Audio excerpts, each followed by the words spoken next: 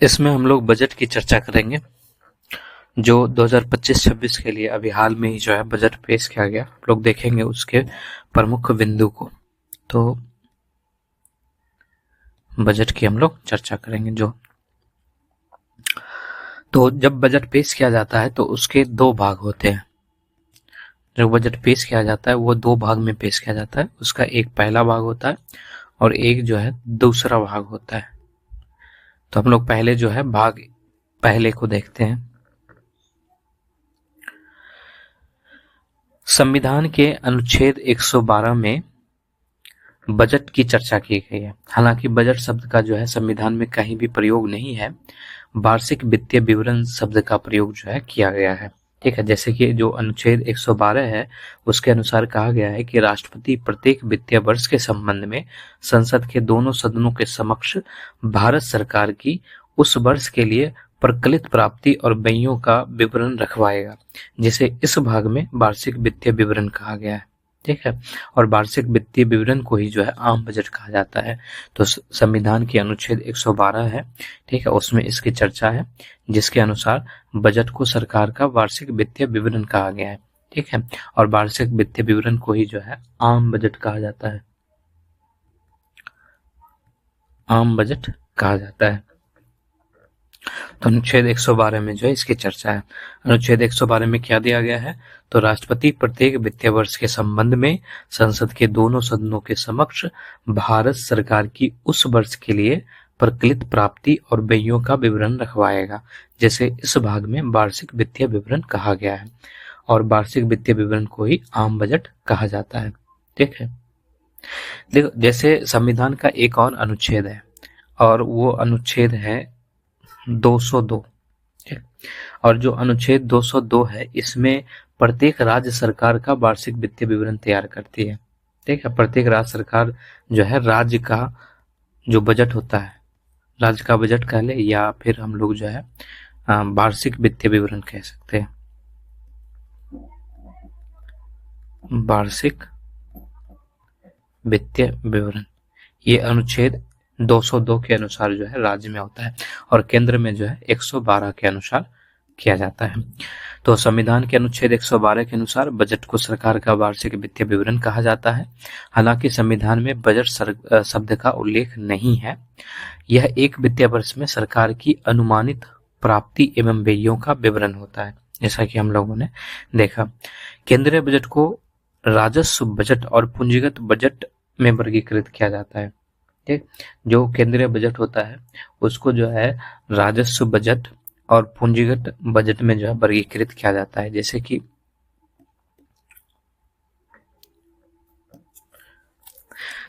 जो केंद्रीय बजट है, केंद्रीय बजट इसको दो भागों में बांटा जाता है। एक तो हमारा हो जाता है राजस्व बजट हो जाता है और एक जो है हमारा पूंजीगत बजट हो जाता है। ठीक, और जो राजस्व बजट है इसको दो पार्ट में बांटा जाता है। इसके अंतर्गत जो है एक राजस्व प्राप्तियां हो जाती है और एक जो है राजस्व व्यय हो जाता है। ठीक, और इसके अंतर्गत भी जो है दो होंगे, एक जो है पूंजीगत प्राप्तियां हो जाएंगी और एक जो है पूंजीगत व्यय हो जाता है। ठीक, और जो पूंजीगत जो राजस्व प्राप्तियां हैं इसको भी फिर दो पार्ट में बांटा जाता है। ठीक, एक जो है इसके अंतर्गत जो है कर राजस्व प्राप्तियां होती है, कर राजस्व प्राप्तियां होती है, और एक जो है गैर कर राजस्व प्राप्तियां होती है। ठीक, जो कर राजस्व प्राप्ति होती है इसमें जिस तरह से जो है प्रत्यक्ष कर आता है। ठीक है, प्रत्यक्ष कर कहने का मतलब जो है आयकर हो गया, ठीक है, निगम कर हो गया, ये सारे आते हैं। इसके अलावा जो है इसमें अप्रत्यक्ष कर भी आता है। ठीक है, और प्रत्यक्ष कर में जो उत्पादन कर हो गया या जीएसटी को हम लोग सीधा लिख सकते हैं। ठीक, और इसके अलावा जो गैर कर राजस्व है, ठीक, जो गैर कर राजस्व है इसके अंतर्गत जो है सरकारी उपक्रमों से प्राप्त लाभांश ये आ सकते हैं। ठीक है, इसके अलावा ब्याज प्राप्तियां आती है, शुल्क एवं दंड आते हैं, शुल्क या अर्थदंड कह सकते हैं। इसके अलावा जिस तरह से करेंसी छपाई जो होता है वो भी इसी में आता है, या टकसाल से प्राप्त आय इसमें आता है। तो केंद्रीय बजट को जो है दो भाग में बांटा गया, एक राजस्व बजट और एक पूंजीगत बजट, और दोनों में जो है प्राप्तियां व्यय है, यानी कि राजस्व बजट में राजस्व प्राप्तियां और राजस्व व्यय शामिल है। राजस्व प्राप्तियों को दो भाग में बांटा गया, एक कर राजस्व प्राप्तियां हैं और एक गैर कर राजस्व प्राप्तियां हैं। जो कर राजस्व प्राप्तियां हैं उसमें प्रत्यक्ष कर और अप्रत्यक्ष कर शामिल होता है। ठीक है, और जो गैर कर राजस्व प्राप्तियां उसमें सरकारी उपक्रमों से प्राप्त लाभांश, ब्याज प्राप्तियां, शुल्क, अर्थदंड, करेंसी छपाई, टकसाल से प्राप्त आय, ये सारे होते हैं। अब जो राजस्व व्यय है उसमें क्या क्या शामिल है तो हम लोग उसको देख लेते हैं।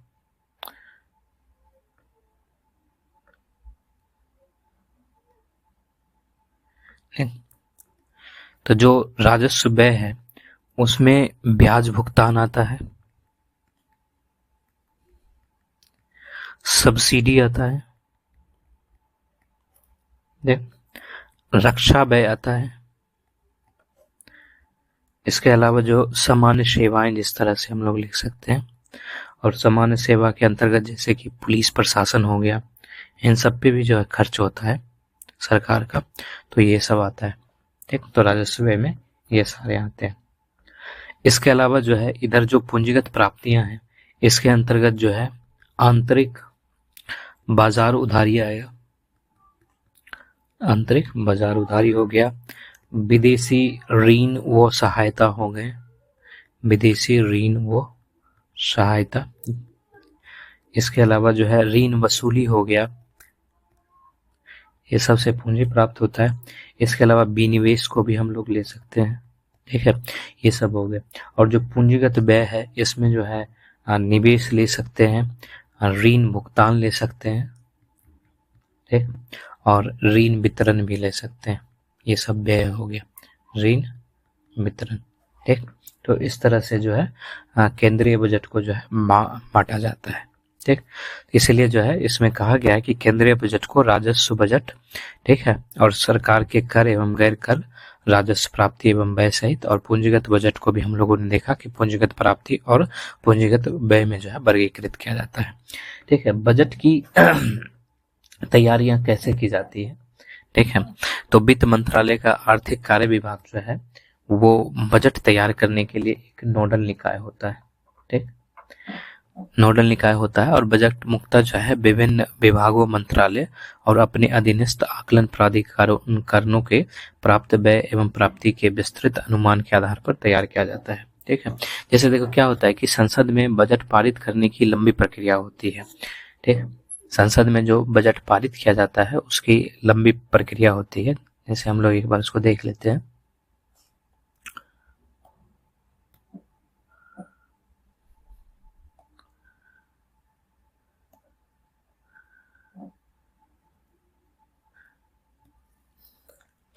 और उस जैसे कि संसद में जो बजट पारित किया जाता है, ठीक, उसको जो है 6 प्रक्रिया से वो गुजरता है, 6 चरणों से वो गुजरता है। और उसमें जो चरण है, जैसे कि पहला चरण जो है वो बजट का प्रस्तुतिकरण आता है। ठीक, 6 चरण से गुजरता है। एक चरण तो हो जाता है बजट का प्रस्तुतिकरण। ठीक, दूसरा जो चरण होता है उसको हम लोग आम बहस कह सकते हैं। जो तीसरा चरण होता है उसको हम लोग जो है विभागीय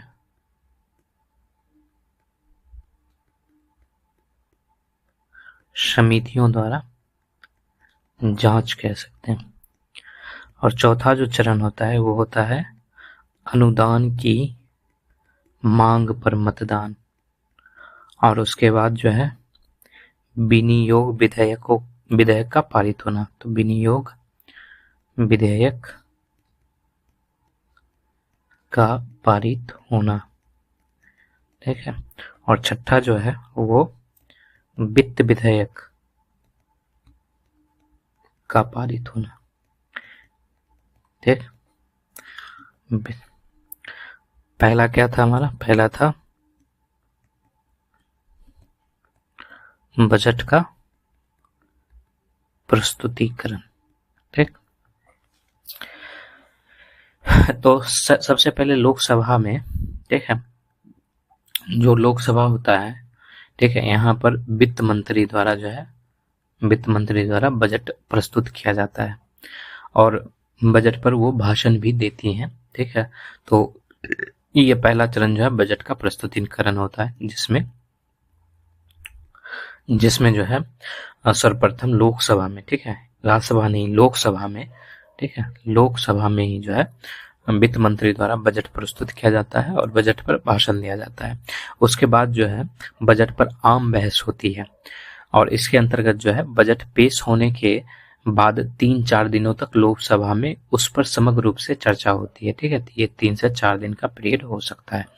इसके बाद जो है आम बहस के बाद सदन जो है 1 महीने के लिए स्थगित हो जाता है और इसलिए आने वाली 31 मार्च के बाद, ठीक है, जो अगला 31 मार्च आ रहा है, उसके बाद जो है सरकार के खर्चों के लिए जो है धन की व्यवस्था जरूरी रहता है। धन की व्यवस्था जो है जरूरी रहता है, ठीक है। जैसे कि बजट का प्रस्तुतिकरण हुआ जिसमें लोकसभा में वित्त मंत्री द्वारा बजट प्रस्तुत किया गया और उनके द्वारा उस पर भाषण भी दिया गया। फिर उसके बाद भाषण के बाद जो है बजट पर आम बहस होती है और इसके अंतर्गत जो है बजट पेश होने के 3 से 4 दिनों तक लोकसभा में उस पर समग्र रूप से चर्चा होती है। फिर आम बहस के बाद सदन 1 महीने के लिए स्थगित हो जाता है, इसलिए आने वाले 31 मार्च के बाद सरकार को खर्चे के लिए जो है धन की व्यवस्था करना जरूरी होता है। और इसी संदर्भ में लोकसभा अपने स्थगन से पहले आगामी, ठीक है, आगामी अप्रैल और मई महीनों के लिए, ठीक है, मई महीनों के लिए जो है एक विधेयक पारित करती है और ये जो विधेयक होता है ये प्रायः साल भर के खर्चों का जो है 1/6 राशि होता है, ठीक है। यानी कि जैसे कि कुल 12 महीने होते हैं, ठीक है, तो अगर इसका जो है 1/6 निकाला जाए तो ये 2 महीने के लिए हो जाएगा। तो इन 2 महीने के लिए जो है साल भर के खर्चे के अनुमान की 1/6 राशि जो है 2 महीने के व्यय के लिए सरकार को दी जाती है। उसी को जो है लेखा अनुदान कहा जाता है, ठीक है। यानी कि वोट ऑन अकाउंट जो शब्द है, वोट ऑन अकाउंट जो शब्द है, लेखा अनुदान, ये जो है एक राशि है जो 1/6 होता है। किसका होता है? तो पूरे साल भर के खर्चों के अनुमान का, और ये जो है 2 महीनों को व्यय के लिए जो है सरकार को दी जाती है। इसी को जो है लेखा अनुदान कहते हैं। लेखा अनुदान पारित होने के पश्चात जो है 3 से 4 सप्ताह के लिए जो है सदन फिर से स्थगित हो जाता है और इसी समय सदन की जो विभागीय समिति होती है, ठीक है, वो विभिन्न मंत्रालयों द्वारा पेश की गई अनुदान संबंधी मांगों की विस्तार से जांच करती है और उस पर रिपोर्ट भी तैयार करती है। तो इस तरह से जो है विभागीय समिति द्वारा जांच का चरण पूरा हो जाता है। उसके बाद जो है जो विभागीय समिति द्वारा जांच किया गया और उसके द्वारा जो रिपोर्ट प्रस्तुत किया गया, उस रिपोर्ट के आधार पर जो है लोकसभा में प्रत्येक मंत्रालय की मांगों पर मतदान होता है और मतदान की यह शक्ति जो है वो राज्यसभा के पास नहीं है, ठीक है। ये जो है शक्ति राज्यसभा के पास नहीं होता है, सिर्फ मतदान जो है वो लोकसभा ही कर सकता है, ठीक है। और मतदान सिर्फ भारित व्ययों से अलग मांगों पर होगा और सरकार की मांगों के प्रति आमतौर पर विपक्षी दल द्वारा जो है असहमति व्यक्त करने के लिए जो है कटौती प्रस्ताव भी लाया जाता है उसी समय, जिसको कट मोशन कहते हैं। और हम लोग जैसा कि जानते हैं कटौती प्रस्ताव जो है वो 3 प्रकार का होता है। एक जो है नीतिगत कटौती प्रस्ताव होता है और नीतिगत कटौती प्रस्ताव के अंतर्गत जो है सरकार की मांग की नीति के प्रति असहमति व्यक्त की जाती है और इसके तहत मांग की राशि को घटाकर जो है 1 रुपये कर दिया जाता है, उसको जो है नीतिगत कटौती प्रस्ताव कहते हैं। उसके बाद जो है एक आर्थिक या मितव्ययता कटौती प्रस्ताव होता है, जिसके अंतर्गत जो है मांगी गई राशि के प्रति असहमति व्यक्त की जाती है और जिसमें राशि को जो है एक प्रभावी सीमा तक या कम करने का प्रस्ताव होता है, यानी कि एक प्रभावी सीमा तक कम करने का प्रस्ताव होता है, उसको जो है आर्थिक या मितव्ययता कटौती प्रस्ताव कहते हैं। उसके बाद तीसरा जो कटौती प्रस्ताव होता है वो सांकेतिक कटौती प्रस्ताव होता है और यह केवल असहमति प्रदर्शन का तरीका होता है और इसमें जो है मांग में 100 रुपए की कमी की जाती है। ठीक है, तो इस प्रकार से जो है होता है और जैसे ही लोकसभा अनुदान की मांग को मतलब पारित करती है तो उसके तुरंत बाद जो है लोकसभा में विनियोग बिल जो है, एप्रोप्रिएशन बिल जो है वो प्रस्तुत किया जाता है। ठीक है, तो इस तरह से जो है जो वार्षिक वित्त विधेयक है, यानी कि जो आगामी वार्षिक वित्त के संबंध में बजट संबंधी प्रस्तावों को लागू करने के लिए वार्षिक वित्त विधेयक पेश किया जाता है और समानतः यदि सारे कर वैसे ही चल रहे हो जैसे कि पहले था तो इस विधेयक की आवश्यकता नहीं होती है और प्रायः इसमें जो है कर बढ़ाने या घटाने से संबंधित संशोधन किए जाते हैं जो कि विनियोग विधेयक में नहीं किए जा सकते हैं। तो इस विधेयक को, यानी कि जो वार्षिक वित्त विधेयक है, ठीक है, उस विधेयक से जो है बजट से आय संबंधी पक्ष को जो है संसद की मान्यता मिलती है और सरकारी नीतियां लागू हो जाती है। ठीक है, तो विनियोग विधेयक का पारित होना, उसके बाद जो है वित्त विधेयक पारित हो जाता है तो बजट पारित हो जाता है। ठीक है, एक वार्षिक वित्त विधेयक है, वार्षिक वित्त विधेयक शब्द है जो वित्त विधेयक से अलग होता है, यानी कि जो वार्षिक वित्त विधेयक है वो आगामी वित्त वर्ष के संबंध में बजट संबंधी प्रस्तावों को लागू करने के लिए वार्षिक वित्त विधेयक पेश किया जाता है और समानतः यदि सारे कर वैसे ही चल रहे हैं जैसे कि पहले था तो वार्षिक वित्त विधेयक की कोई आवश्यकता नहीं होती है, क्योंकि वार्षिक वित्त विधेयक में पराया कर बढ़ाने या घटाने से संबंधित संशोधन किए जाते हैं जो कि विनियोग विधेयक में नहीं किए जा सकते। तो वार्षिक वित्त विधेयक में बजट के आय संबंधी पक्ष को सांसद की मान्यता मिलती है और सरकारी नीतियां लागू हो जाती है। तो इस तरह से जो है बजट जो है 6 चरणों से होकर गुजरता है, जिसमें जो है बजट का प्रस्तुतिकरण, आम बहस, विभागीय समिति द्वारा जांच, अनुदान पर मांग पर मतदान, विनियोग विधेयक का पारित होना और वित्त विधेयक का पारित होना शामिल होता है। ठीक है, तो ऐसे जो है बजट प्रस्तुत किया जाता है। ठीक, तो आगे हम लोग समझते हैं। तो बजट नगद आधार पर तैयार किया जाता है, यानी कि एक वार्षिक वित्त के दौरान उचित मंजूरी के तहत वास्तव में जो भी प्राप्त या भुगतान होने की उम्मीद है। इसके बाद हम लोगों ने देखा कि बजट का प्रस्तुतिकरण कैसे होता है, जैसे कि प्रत्येक वित्तीय वर्ष में राष्ट्रपति द्वारा संसद के दोनों सदनों के समक्ष वार्षिक वित्तीय विवरण प्रस्तुत करवाया जाता है और कौन प्रस्तुत करती है, तो लोकसभा में वित्त मंत्री द्वारा प्रस्तुत किया जाता है और संसद में बजट केंद्रीय वित्त मंत्री द्वारा 2 भागों में प्रस्तुत किया जाता है और हम लोग जो है भाग 1 पढ़ रहे हैं। ठीक है, इसके बाद फिर हम लोग जो है दूसरा भाग भी देखेंगे। तो जो वित्त मंत्री हैं उनके द्वारा 2 भागों में बजट प्रस्तुत किया जाता है और वहां पर जो है भाग का नाम जो है ए और बी रखा जाता है। हम लोगों ने अपनी सुविधा के लिए जो है इसको भाग 1 और 2 कर लिया है, तो वहां पर जो है भाग ए और बी रखा जाता है। जो भाग ए है, यानी कि जो हमारा भाग पहला है, उसमें हम लोग यही पढ़ने वाले हैं। जो भाग ए है यह बजट का जो है व्यापक आर्थिक हिस्सा होता है। इसमें सरकार की विभिन्न योजनाओं और प्राथमिकताओं की घोषणा की जाती है और विभिन्न क्षेत्रों को धन आवंटित किया जाता है। तो जो हमारा भाग 1 है, या फिर हम इसको जो है ए कर लेते हैं, इसमें हम लोग जो है यही पढ़ने वाले हैं कि इसमें जो है व्यापक, जो बजट का व्यापक आर्थिक हिस्सा है उसके बारे में पढ़ेंगे, जिसमें सरकार की विभिन्न योजनाओं और प्राथमिकताओं की घोषणा की जाएगी और अलग अलग क्षेत्रों के लिए जो धन आवंटित किया गया वो भी पढ़ेंगे। इसके अलावा जो दूसरा भाग बी होता है, ठीक है, ये वित्त विधेयक से संबंधित होता है। ठीक है, वित्त विधेयक से संबंधित होता है और जिसमें आयकर संशोधन और प्रत्यक्ष कर जैसे कराधान जो है प्रस्ताव शामिल होते हैं। ठीक है, तो इस तरह से चीजें मतलब होती है। एक सवाल और उठता है कि आखिर बजट निर्माण की प्रक्रिया क्या है, मतलब बजट तो इस तरह से प्रस्तुत किया जाता है इन 6 चरणों में, बजट निर्माण कैसे किया जाता है। तो जो बजट मेकिंग प्रोसीजर है उसमें बजट निर्माण प्रक्रिया जो है वो वित्त मंत्रालय एवं अन्य मंत्रालय, नीति आयोग, तथा शासकीय व्यय से जुड़े अन्य पक्षकारों के बीच विचार विमर्श से शुरू होती है। जैसे जो वित्त मंत्रालय के अंतर्गत डिपार्टमेंट ऑफ इकोनॉमिक अफेयर्स का बजट डिवीजन है, वो बजट बनाने से जुड़ी जो है नोडल इकाई होती है। ठीक है, जैसा कि हम लोगों ने इसमें देखा भी था। इसके बाद जो है समानता प्रत्येक वर्ष अगस्त सितंबर माह में बजट डिवीजन सभी केंद्रीय मंत्रालयों, राज्यों, केंद्र शासित प्रदेशों, स्वायत्त संस्था, विभागों और सुरक्षा बलों को एक सर्कुलर जारी करता है। पूरे वित्त वर्ष में होने वाले कुल व्यय का आकलन करने के इस सर्कुलर के जरिए सबकी मांगों को प्राप्त किया जाता है।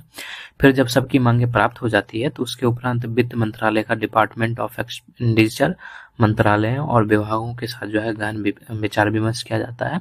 फिर इसी दौरान जो है डिपार्टमेंट ऑफ इकोनॉमिक अफेयर्स और डिपार्टमेंट ऑफ रेवेन्यू किसानों, व्यापारी, उद्योगों से जुड़े बुद्धिजीवियों से उनकी राय भी लेता है। फिर शुरुआती विचार विमर्श के खत्म हो जाने के उपरांत वित्त मंत्री कर प्रस्ताव पर अंतिम फैसला लेते हैं और बजट का आखिरी मसौदा तय करने से पहले विभिन्न प्रस्तावों पर प्रधानमंत्री की भी राय ली जाती है। सरकार बजट पेश करने के लिए एक तारीख तय करती है और उसके बाद जो है लोकसभा सचिवालय का सेक्रेटरी जनरल इस तारीख को बजट पेश किए जाने की राष्ट्रपति से अनुमति मांगता है। उसके बाद जो है व्यय विधि के लिए सरकार राष्ट्रपति को बजट सारांश भेजकर उनकी अनुमति प्राप्त करती है। फिर आगे जो है वित्त मंत्री लोकसभा में बजट पेश करती है या करते हैं और बजट भाषण के दो हिस्से होते हैं, जैसे कि हम लोगों ने इस पर चर्चा की। जैसे कि जो पहला हिस्सा होता है वो आर्थिक सर्वेक्षण, ठीक है, और नीतिगत घोषणाओं का ऐलान होता है, और जो दूसरा हिस्सा होता है वो टैक्स से जुड़ी घोषणाएं होती है या फिर वित्त विधेयक से संबंधित होता है, जिसमें आयकर संशोधन या फिर अप्रत्यक्ष कर जैसे कराधान प्रस्ताव शामिल होते हैं। तो जो हम भाग पहला पढ़ने जा रहे हैं उसमें हम लोग आर्थिक सर्वेक्षण और नीतिगत घोषणाओं के बारे में पढ़ेंगे, और फिर जो दूसरा भाग होगा उसमें हम लोग टैक्स से जुड़ी बातें को जानेंगे। ठीक है, इसके अलावा जैसे कि जो बजट की विधायी प्रक्रिया है, ठीक है, उसके बारे में हम लोगों ने देखा कि अनुच्छेद 112 जो है उसमें प्रावधान है कि राष्ट्रपति प्रत्येक वित्त वर्ष, यानी कि वित्त वर्ष कहने का मतलब है 1 अप्रैल से 31 मार्च में भारत सरकार की अनुमानित प्राप्ति और व्ययों का विवरण संसद के दोनों सदनों में प्रस्तुत कराएगा। ठीक है, तो इस तरह से जो है बजट पेश किया जाता है। बजट में जो है बहुत सारे दस्तावेज शामिल होते हैं, जैसे कि हम लोगों ने इसके बारे में चर्चा भी किया। जो वार्षिक वित्तीय विवरण है वो अनुच्छेद 112 में उल्लेख है, अनुदान की मांगे अनुच्छेद 113 में, वित्त विधेयक अनुच्छेद 110 में। इसके अलावा जो है हम लोग चर्चा ये भी करेंगे जो FRBM अधिनियम है उसके तहत अनिवार्य राजकोषीय नीति वक्तव्य, जिसके अंतर्गत जो है माइक्रो इकोनॉमिक फ्रेमवर्क स्टेटमेंट हो गया और मध्यम अवधि की राजकोषीय नीति और रणनीति वक्तव्य हो गया। तो ये सारे जो है ये प्रमुख दस्तावेज होते हैं बजट के। तो बजट प्रक्रिया के चरण को भी हम लोगों ने देखा। ठीक है, इसमें हम लोग जो है 6 चरण को देखें कि बजट का पहले प्रस्तुतिकरण होगा, फिर उस पर आम बहस की जाएगी, फिर आगे जाके जो है जो लेखा अनुदान है, वोट ऑन अकाउंट है, यानी कि 2 महीनों की जो राशि है उसकी चर्चा होगी। फिर उसके बाद जो है जो तीसरा है उसमें विभागीय समिति द्वारा जांच किया जाएगा। फिर चौथा जो है अनुदान की मांग पर मतदान किया जाएगा, और फिर 5वां जो है विनियोग विधेयक का पारित होना, और छठा जो है वित्त विधेयक का पारित होना। इस तरह से जो है बजट प्रक्रिया के ये चरण है। तो अब हम लोग जो है अपने मुख्य बात पर आते हैं कि बजट जो 2025-26 पेश किया गया उसकी क्या विशेषता थी, और इस विशेषता में जो है हम लोग सिर्फ भाग 1 पे अभी चर्चा करेंगे। फिर इसके बाद जो है जो भाग बी है या भाग जो दूसरा है उसमें हम लोग चर्चा करेंगे, और लास्ट में जो है हम लोग FRBM भी देखेंगे। ठीक है, अधिनियम को देखेंगे। तो जो बजट 2025-26 है उसकी प्रमुख विशेषता क्या है, तो केंद्रीय वित्त एवं कारपोरेट कार्य मंत्री निर्मला सीतारमन ने 1 फरवरी 2025 को संसद में केंद्रीय बजट 2025-26 पेश किया। इस बार बजट प्रस्तुत 2025 का कुल आकार जो है वो 50.65 लाख करोड़ रुपए है। ठीक है, जो 2025 का बजट पेश किया गया है वो टोटल जो है 50.65 लाख करोड़ रुपए का है। यह केंद्रीय वित्त मंत्री निर्मला सीतारमन द्वारा प्रस्तुत लगातार 8वां बजट है। ठीक है, इससे पहले जो है उन्होंने 6 पूर्णकालिक बजट प्रस्तुत कर चुकी है और एक जो है वो अंतरिम बजट प्रस्तुत कर दी है। ठीक है, तो ये उनका जैसे कि एक जो है वो पूर्णकालिक बजट उन्होंने पेश किया है, ठीक है, और एक जो है उन्होंने अंतरिम बजट पेश किया है, ठीक है। और अभी ये जो बजट पेश कर रही है ये मिला के कुल जो है 8 बजट हो गया। तो ये हमारा जो है 8वां बजट हो गया 2025-26 का, ठीक है। तो इससे पहले उन्होंने, जैसा कि हमने कहा, कि एक अंतरिम बजट और 6 पूर्णकालिक बजट प्रस्तुत कर चुकी है। सबसे जो बड़ी चीजें हैं जो इस बजट में देखा गया है, जो हमारा ये बजट 2025-26 है, वो विकसित भारत की अवधारणा पर आधारित है। यानी कि जो भारतीय अर्थव्यवस्था है उसको विकसित भारत की ओर ले जाएगा। और विकसित भारत के लिए जो है, जो विकसित भारत की यात्रा है उसके लिए 4 प्रमुख इंजनों पर चर्चा की गई है इस बजट में। और जो प्रमुख इंजन है उसमें पहला इंजन जो है वो कृषि का रखा गया है, ठीक है। दूसरा जो है एमएसएमई को रखा गया है। तीसरा जो है निवेश को रखा गया और चौथा निर्यात को रखा गया, ठीक है। तो कौन कौन से 4 प्रमुख इंजन है? एक कृषि है, एमएसएमई है, निवेश है और निर्यात है, ठीक है। तो हमारा जो बजट है वो किस पे आधारित है? एक जो है 4 इंजन में एक कृषि हो गया, दूसरा एमएसएमई हो गया, तीसरा जो है निवेश हो गया और चौथा जो है वो निर्यात हो गया, ठीक है। यानी कि विकास के ये इंजन जो है जिसकी चर्चा बजट 2025-26 में किया गया है और यही इसकी विशेषता भी है। तो हम लोग जो है सबसे पहले जो विकास का प्रथम इंजन कृषि है उसको देखते हैं, ठीक है। तो जैसा कि हम लोगों ने कहा कि जो ये भाग है, जो पहला भाग है, उसमें हम लोग जो है जो वहाँ योजना है, ठीक है, जो आर्थिक क्रिया है उसके बारे में बात करेंगे। तो इसमें जो है प्रधानमंत्री धन धान्य कृषि योजना की चर्चा की गई है, जो विकासशील कृषि जिला कार्यक्रम से संबंधित है, ठीक है। तो राज्य की भागीदारी के माध्यम से प्रधानमंत्री धन धान्य कृषि योजना का शुभारंभ किया जाएगा। इसके माध्यम से कम उत्पादकता, कम उपज और औसत से कम ऋण मानदंडों वाले 100 जिले को शामिल किया जाएगा और इस कार्यक्रम से जो है 1.7 करोड़ किसानों को मदद मिलने की संभावना है, ठीक है। तो जो हमारा पहला चर्चा आया वो प्रधानमंत्री धन धान्य कृषि योजना का आया। इसमें राज्य की भी भागीदारी शामिल है और राज्य की भागीदारी के माध्यम से जो है प्रधानमंत्री धन धान्य कृषि योजना का शुभारंभ किया जाएगा और इसके माध्यम से जो है कम उत्पादकता, ठीक है, ये चीजें अंडरलाइन करने योग्य है, जो कम उत्पादकता, कम उपज और औसत से कम ऋण मानदंडों वाले 100 जिले को शामिल किया जाएगा, ठीक है। जो कम उत्पादकता वाले जिले हैं या जहाँ पे कम उपज होती है या जहाँ पे जो है औसत से कम ऋण मानदंड है, वैसे 100 जिले को शामिल किया जाएगा और इस कार्यक्रम से जो है 1.7 करोड़ किसानों को मदद मिलने की संभावना है। दूसरा जो है ग्रामीण समृद्धि और लचीला निर्माण को लेकर कहा गया है। राज्य की ही भागीदारी से जो है ग्रामीण समृद्धि और लचीला निर्माण नामक एक व्यापक बहुक्षेत्रीय कार्यक्रम प्रारंभ किया जाएगा ताकि कौशल निवेश प्रौद्योगिकी के माध्यम से कृषि में अल्प रोजगार का समाधान हो और ग्रामीण अर्थव्यवस्था को बढ़ावा मिले। और इसके तहत पहले चरण में जो है 100 विकासशील कृषि जिले को भी शामिल करने की बात की गई है। दूसरी चीजें जो है, जैसे कि पिछले कई वर्षों से देखा जा रहा है कि जो दलहन क्षेत्र होता है, जो दलहन वाली फसल होती है, उस पे भारत की निर्भरता जो है वो दूसरे देशों पे ज्यादा बढ़ गया है, ठीक है। तो उस चीज को जो है उसकी चर्चा भी जो है इसमें बजट में किया गया है। दलहन के मामले में आत्मनिर्भरता प्राप्त करने की बात की गई है। सरकार तूर, उड़द और मसूर पर विशेष ध्यान देने के साथ 6 वर्षीय दलहनों में आत्मनिर्भरता मिशन प्रारंभ करेगी।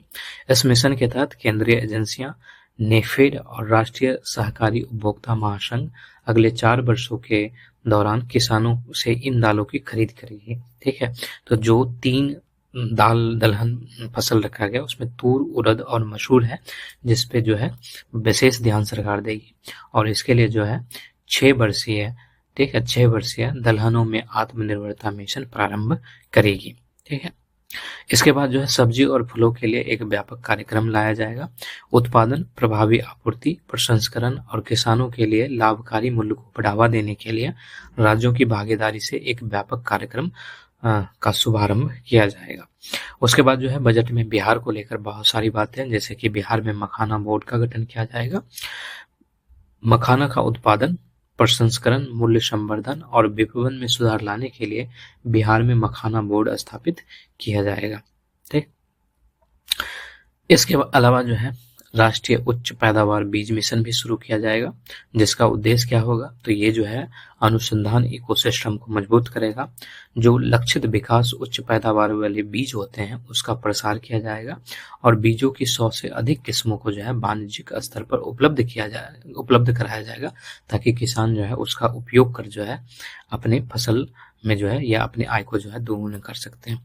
इसके अलावा जो है मत्स्य उद्योग को भी रखा गया है, जैसे कि अंडमान एवं निकोबार तथा लक्षद्वीप जैसे द्वीपों पर विशेष ध्यान देने के साथ भारतीय विशिष्ट आर्थिक क्षेत्र तथा गहरे समुद्रों से निरंतर मछली पकड़ने को बढ़ावा देने के लिए एक नीतिगत ढांचे का प्रस्ताव लाया गया है। इसके अलावा जो है कपास उत्पादकता मिशन की बातें की गई है। कपास की खेती की उत्पादकता और निरंतरता में पर्याप्त सुधार लाने के लिए 5 वर्षीय मिशन की घोषणा की गई है, जिसके तहत कपास की अधिक लंबे वाली रेशे वाली जो किस्म होती है, ठीक है, उस किस्म को जो है बढ़ावा दिया जाएगा। इसके अलावा जो है किसान क्रेडिट कार्ड के माध्यम से अधिक ऋण की बात की गई, जैसे कि पहले जो ऋण सीमा था यानी जो लिमिट था वो 3 लाख का ही था, यानी 3 लाख से ज़्यादा जो है कर्ज किसान नहीं ले सकते थे क्रेडिट कार्ड के माध्यम से, यानी किसान क्रेडिट कार्ड के माध्यम से। अब उस सीमा को बढ़ाकर जो है 5 लाख रुपए कर दिया गया है। अब किसान जो है वो किसान क्रेडिट कार्ड के माध्यम से जो है 5 लाख तक की ऋण ले सकते हैं। इसके अलावा जो है असम में यूरिया संयंत्र स्थापित किया जाएगा और असम में जो नाम रूप है वहां पर जो है 12.7 लाख मीट्रिक टन की वार्षिक उत्पादन क्षमता वाला एक यूरिया संयंत्र स्थापित किया जाएगा। ठीक है, तो असम में कहाँ पे स्थापित किया जाएगा, तो असम में जो है नाम रूप में स्थापित किया जाएगा। उसकी क्षमता कितनी है, तो 12.7 लाख मीट्रिक टन है। ठीक है, और असम में किया जाएगा। उसके बाद जो विकास का दूसरा इंजन है, ठीक है, वो MSME है। ठीक है, ये हमारा कृषि हो गया, कृषि में इतनी ही बातें थी। दूसरा MSME है, इसको हम लोग देखते हैं। ठीक है, तो विकास का जो दूसरा इंजन है वो MSME है, लघु एवं सूक्ष्म लघु एवं मध्यम उद्योग, जिसको MSME कहा जाता है। उसका वर्गीकरण जो पहले था उसमें संशोधन किया गया है और संशोधन ये हुआ है कि जो MSME का वर्गीकरण है उसमें निवेश और कारोबार की सीमा को जो है बढ़ा दिया गया और जो बढ़ाया गया है, जैसे कि निवेश जो है लगभग 2.5 गुना बढ़ गया है और कारोबार की सीमा को 2 गुना बढ़ा दिया गया। जैसे कि जो सूक्ष्म उद्योग है उसमें वर्तमान में जो है 1 करोड़ निवेश की इजाजत थी। ठीक है, अब उसको संशोधित करके जो है 2.5 करोड़ कर दिया गया है। इसी तरह लघु उद्यम में जो है निवेश जो है वो 10 करोड़ था, अब उसको बढ़ा के जो है 25 करोड़ कर दिया गया है और मध्यम उद्यम में जो है 50 करोड़ निवेश था तो उसको बढ़ाकर 125 करोड़ कर दिया गया है। इसके अलावा अगर कारोबार या टर्नओवर की बातें की जाए तो सूक्ष्म उद्यम में जो है 5 करोड़ रुपए का मतलब टर्नओवर था, अब उसको संशोधित करके जो है 10 करोड़ किया गया है। ठीक है, यानी कि जो निवेश है वो जो है 2.5 गुना बढ़ा है और जो टर्नओवर है या कारोबार है वो 2 गुना बढ़ा है। ठीक है, तो जो सूक्ष्म उद्यम था उसमें पहले जो है 5 करोड़ टर्नओवर था, अब उसको 10 करोड़ कर दिया गया। लघु उद्यम जो 50 था उसको 100 कर दिया गया है और जो मध्यम उद्यम था जो 250 था, ठीक है, उसको अब जो है 500 कर दिया गया है, तो 2 गुना कर दिया गया है। ठीक है, तो इसके अलावा जो है सूक्ष्म उद्यम के लिए जो है क्रेडिट कार्ड की व्यवस्था लाई गई है और जो क्रेडिट कार्ड की व्यवस्था तो ऐसे पहले भी था, जो पंजीकृत सूक्ष्म उद्यम थे उसके लिए ये व्यवस्था पहले भी था, क्योंकि जो उद्यम पोर्टल है उस पर जो पंजीकृत सूक्ष्म उद्यम है उनको पहले वर्ष में जो है 5 लाख रुपए तक की सीमा वाले जो है 10 लाख कस्टमाइज क्रेडिट कार्ड जारी किए जाएंगे। इसके अलावा जो है स्टार्टअप के लिए फंड ऑफ फंड्स लाए गए हैं। विस्तारित कार्य क्षेत्र और 10,000 करोड़ रुपए के नए अंशदान के साथ फंड ऑफ फंड्स की स्थापना की जाएगी। ठीक है, तो इसमें जो है विस्तारित कार्य क्षेत्र और 10,000 करोड़ रुपए याद रखने योग्य है, क्योंकि इसी के अंशदान के साथ जो है फंड ऑफ फंड्स की स्थापना की जाएगी। इसके बाद जो है पहली बार के उद्यमियों के लिए जो है योजना लाई गई है, जैसे कि 5 लाख महिलाओं, अनुसूचित जातियों और अनुसूचित जनजातियों के पहली बार के उद्यमियों के लिए जो है अगले 5 वर्षों के दौरान 2 करोड़ रुपए तक का सावधिक ऋण उपलब्ध कराने की एक नई योजना की घोषणा की गई है। इसके अलावा जो है फुटवियर और लेदर क्षेत्रों के लिए जो फोकस उत्पादक स्कीम लाया गया है। बजट में भारत के फुटवियर और लेदर क्षेत्र की उत्पादकता, गुणवत्ता एवं प्रतिस्पर्धा बढ़ाने के लिए 22 लाख व्यक्तियों को रोजगार दिलाने, 4 लाख करोड़ रुपए का कारोबार करने और 1.1 लाख करोड़ रुपए से अधिक का निर्यात सुगम बनाने के लिए फोकस उत्पाद स्कीम की घोषणा की गई है। इसके अलावा जो है खिलौने क्षेत्र के लिए भी उपाय किए गए हैं, जैसे कि बजट में भारत को वैश्विक खिलौना केंद्र बनाते हुए उच्च गुणवत्ता वाले, अनूठे, नवीन और पर्यावरण के अनुकूल खिलौने बनाने की योजना की भी घोषणा की गई है। इसके अलावा जो है खाद्य प्रसंस्करण के लिए जो है सहायता की बात की गई है और इसमें भी जो है बिहार की बातें हैं। बिहार में राष्ट्रीय खाद्य प्रौद्योगिकी उद्यमशीलता एवं प्रबंधन संस्थान की स्थापना की जाएगी। इसके बाद जो है विनिर्माण मिशन मेक इन इंडिया को आगे बढ़ाने की बात की गई है। मेक इन इंडिया को आगे बढ़ाने के उद्देश्य से लघु, मध्यम और बड़े उद्योगों को शामिल करते हुए राष्ट्रीय विनिर्माण मिशन की स्थापना की जाएगी। ठीक है, तो ये जो है हम लोगों का विकास का दूसरा इंजन था। अब हम लोगों का जो विकास का तीसरा इंजन है वो निवेश है। ठीक है, तो हम लोग देखते हैं निवेश को। ठीक, तो विकास के लिए तीसरे इंजन के रूप में जो है निवेश है। लोगों में निवेश को बनाना है। ठीक है, जैसे कि सक्षम आंगनबाड़ी और पोषण 2.0 की बात की गई है। सक्षम आंगनबाड़ी और पोषण 2.0 कार्यक्रम पूरे देश में 8 करोड़ से अधिक बच्चों, 1 करोड़ से अधिक गर्भवती महिलाओं और स्तनपान कराने वाली माताओं सहित आकांक्षी जिलों तथा पूर्वोत्तर क्षेत्र में लगभग 20 लाख किशोरियों को पोषण सहायता प्रदान करता है। बजट में पोषण संबंधी सहायता के लिए लागत मानदंडों को समुचित रूप से बढ़ाए जाने की घोषणा की गई है।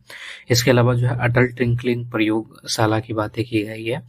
अगले 5 वर्षों में सरकारी स्कूलों में 50,000 अटल टिंकरिंग प्रयोगशालाएं स्थापित की जाएगी। सरकारी माध्यमिक स्कूलों और प्राथमिक स्वास्थ्य केंद्रों के लिए जो है ब्रॉडबैंड कनेक्टिविटी भारत नेट परियोजना के अंतर्गत ग्रामीण क्षेत्र में सभी सरकारी माध्यमिक स्कूलों और प्राथमिक स्वास्थ्य केंद्रों को ब्रॉडबैंड कनेक्टिविटी प्रदान की जाएगी। भारतीय भाषा पुस्तक योजना भी लाया गया है, जैसे कि उच्च स्कूल और उच्चतर शिक्षा के लिए भारतीय भाषाओं में डिजिटल रूप में पुस्तकें प्रदान करने के लिए भारतीय भाषा पुस्तक योजना की घोषणा की गई। राष्ट्रीय कौशल उत्कृष्टता केंद्र की बातें की गई है। युवाओं को make for India, make for the world विनिर्माण के लिए आवश्यक कौशल से लैस करने के लिए वैश्विक विशेषज्ञता और साझेदारी के साथ कौशल के लिए 5 राष्ट्रीय उत्पादक उत्कृष्टता केंद्र स्थापित किए जाएंगे। इसके पाठ्यक्रम, डिजाइन, शिक्षकों का प्रशिक्षण, कौशल प्रमाणन ढांचा और आवधिक समीक्षा शामिल होगी। इसके अलावा जो है IIT में क्षमता का विस्तार किया गया, जैसे कि वर्ष 2014 के बाद से शुरू किए गए 5 IIT में 6500 और छात्रों को शिक्षा की सुविधा देने के लिए अतिरिक्त बुनियादी ढांचों का निर्माण किया जाएगा। IIT पटना में छात्रावास और अन्य बुनियादी ढांचे की क्षमता का भी विस्तार किया जाएगा। तो लगभग हर क्षेत्र में जो है बिहार की बातें जरूर की गई है। शिक्षा हेतु AI में उत्कृष्टता केंद्र की बातें की गई है। 500 करोड़ रुपए के कुल परिव्यय में शिक्षा हेतु कृत्रिम बुद्धिमत्ता संबंधी एक उत्कृष्टता केंद्र स्थापित किया जाएगा। चिकित्सा शिक्षा का विस्तार भी इसमें की बातें की गई है। मेडिकल कॉलेज और अस्पताल में अगले 5 वर्षों में 75,000 और सीट बढ़ाने के लक्ष्य की दिशा में अगले वर्ष 10,000 अतिरिक्त सीटें बढ़ाई जाएगी। सभी जिला अस्पतालों में डे केयर कैंसर केंद्र की व्यवस्था की जाएगी।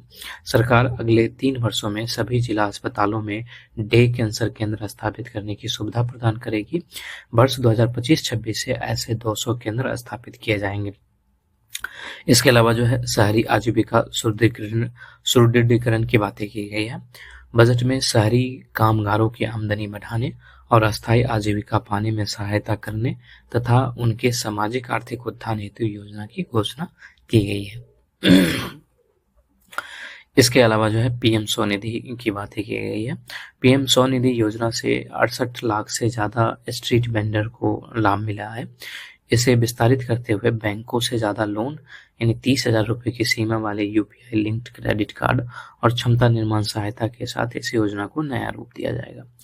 इसके बाद जो है ऑनलाइन प्लेटफॉर्म कामगारों के कल्याण के लिए सामाजिक सुरक्षा योजना की बात की गई है। सरकार गिग श्रमिकों के लिए पहचान पत्र और ई श्रम पोर्टल पर पंजीकरण की व्यवस्था के साथ ही पीएम जन आरोग्य योजना के अंतर्गत उन्हें स्वास्थ्य देखभाल प्रदान करेगी। इससे लगभग 1 करोड़ गिग श्रमिकों को सहायता मिलने की संभावना है। और अर्थव्यवस्था में जो निवेश है उसके लेकर क्या बातें की गई है, तो अवसंरचना में सरकारी निजी भागीदारी की बढ़ाने की बात की गई है, जो पीपी मॉडल होता है। तो प्रत्येक अवसंरचना से संबंधित मंत्रालय 3 साल की परियोजनाओं की पाइपलाइन लेकर आएगा, जिन्हें सार्वजनिक निजी भागीदारी पीपीपी मोड में लागू किया जाएगा। राज्यों को भी ऐसा करने के लिए प्रोत्साहित किया जाएगा और वो पीपीपी प्रस्ताव तैयार करने के लिए आईआईपीडीएफ यानी कि India infrastructure project development fund योजना से सहायता मांग सकते हैं। इसके अलावा अवसंरचना के लिए राज्यों को भी सहायता की बात की गई है। पूंजीगत व्यय और सुधारों के लिए प्रोत्साहन हेतु राज्यों को 50 वर्ष के ब्याज मुक्त ऋण के लिए 1.5 लाख करोड़ रुपए तक का परिव्यय प्रस्तावित है। परिसंपत्ति मुद्रीकरण योजना 2025 से 30 लाया गया है। वर्ष 2021 में घोषित परिसंपत्ति मुद्रीकरण योजना की सफलता के आधार पर वर्ष 2025-30 के लिए 10 लाख करोड़ रुपए की दूसरी योजना शुरू की जाएगी। योजना को समर्थन देने के लिए विनियामक और राजकोषीय उपाय में सुधार किया जाएगा। इसके अलावा जो है जल जीवन मिशन की बात की गई है और इस योजना के तहत वर्ष 2019 से अब तक भारत की 80% ग्रामीण आबादी के 15 करोड़ परिवारों को पीने योग्य नल के पानी के कनेक्शन तक पहुंच प्रदान की गई है। 100% कवरेज प्राप्त करने के लिए इस मिशन को वर्ष 2028 तक जो है बढ़ाया गया है। इसके अलावा जो है शहरी चुनौती कोष की बातें की गई है। सरकार जुलाई 2024 बजट में घोषित शहरों को विकास केंद्र के रूप में शहरों को रचनात्मक पुनर्विकास तथा जल एवं स्वच्छता के प्रस्तावों को कार्यान्वित करने के लिए 1 लाख करोड़ रुपए का शहरी चुनौती कोष स्थापित करेगी। यह निधि विश्वसनीय परियोजनाओं की लागत के 25% की धनराशि को इस शर्त के साथ वित्त पोषित करेगी कि लागत का कम से कम 50% बॉन्ड, बैंक ऋण और पीपी से वित्त पोषित किया जाए। योजना के तहत वर्ष 2025-26 के लिए 10,000 करोड़ रुपए के आवंटन का प्रस्ताव किया गया है। विकसित भारत के लिए परमाणु ऊर्जा मिशन की भी बातें हैं। वर्ष 2047 तक 100 गीगावाट परमाणु ऊर्जा लक्ष्य की प्राप्ति हेतु निजी क्षेत्र के साथ सक्रिय भागीदारी के लिए परमाणु ऊर्जा अधिनियम और परमाणु क्षति के लिए नागरिक दायित्व अधिनियम में संशोधन किए जाएंगे। 20,000 करोड़ रुपए के परिव्यय के साथ छोटे मॉड्यूलर रिएक्टरों के अनुसंधान एवं विकास के लिए एक परमाणु ऊर्जा मिशन की स्थापना की जाएगी। वर्ष 2033 तक कम से कम 5 स्वदेशी रूप से विकसित छोटे मॉड्यूलर रिएक्टरों संचालित किए जाने का लक्ष्य रखा गया। इसके बाद पोत निर्माण की बातें की गई है। लागत संबंधी नुकसानों को दूर करने और चक्रीय अर्थव्यवस्था को बढ़ावा देने के लिए जहाज निर्माण वित्त सहायता नीति में सुधार करते हुए इसमें भारतीय यार्डों में जहाज तोड़ने के लिए क्रेडिट नोट्स भी शामिल किए जाएंगे। निर्दिष्ट आकार के बड़े जहाजों को इंफ्रास्ट्रक्चर हार्मोनाइज्ड मास्टर लिस्ट में शामिल किया जाएगा। जहाजों की रेंज, श्रेणियां और क्षमता बढ़ाने के लिए जहाज निर्माण क्लस्टर की सुविधा प्रदान की जाएगी। इसमें संपूर्ण पारिस्थितिक तंत्र को विकसित करने के लिए अतिरिक्त बुनियादी ढांचा सुविधा, कौशल एवं प्रौद्योगिकी शामिल होगी। इसके बाद जो है समुद्री विकास कोष की बात की गई है। समुद्री उद्योग के लिए दीर्घकालिक वित्त पोषण के लिए 25,000 करोड़ रुपए की राशि से समुद्री विकास कोष स्थापित किया जाएगा। इसमें सरकार का 49% तक योगदान होगा और शेष राशि बंदरगाह और निजी क्षेत्रों से जुटाई जाएगी। अगला जो है उड़ान क्षेत्रीय संपर्क योजना से है। बजट में अगले 10 वर्ष में 120 नए गंतव्यों और 4 करोड़ यात्रियों के लिए क्षेत्रीय संपर्क बढ़ाने की संशोधित उड़ान योजना की घोषणा की गई है, जिसके तहत पर्वतीय, आकांक्षी और उत्तर पूर्व के जिलों में हेलीपैड और छोटे हवाई अड्डों का भी समर्थन दिया जाएगा। इसी तरह जो है बिहार में ग्रीनफील्ड एयरपोर्ट की बात की गई है। बिहार की भविष्य को जरूरतों को पूरा करने के लिए राज्य में ग्रीनफील्ड हवाई अड्डों की सुविधा दी जाएगी। मिथिलांचल में पश्चिमी कोसी नहर परियोजना की बात की गई है। पश्चिमी कोसी नहर परियोजना के लिए वित्तीय सहायता प्रदान की जाएगी, जिससे बिहार के मिथिलांचल क्षेत्र में 50,000 हेक्टेयर से अधिक भूमि पर खेती करने वाले बड़ी संख्या में किसानों को लाभ मिलेगा। इसके अलावा जो है खनन क्षेत्र में सुधार की बातें की गई है। लघु खनिज सहित खनन क्षेत्र में सुधार को सर्वोत्तम प्रथाओं को साझा करने और राज्य खनन सूचकांक की स्थापना के माध्यम से प्रोत्साहित किया जाएगा। महत्वपूर्ण खनिजों के निष्कर्षण के लिए एक नीति भी लाई जाएगी। इसके बाद जो है स्वामी निधि 2 है।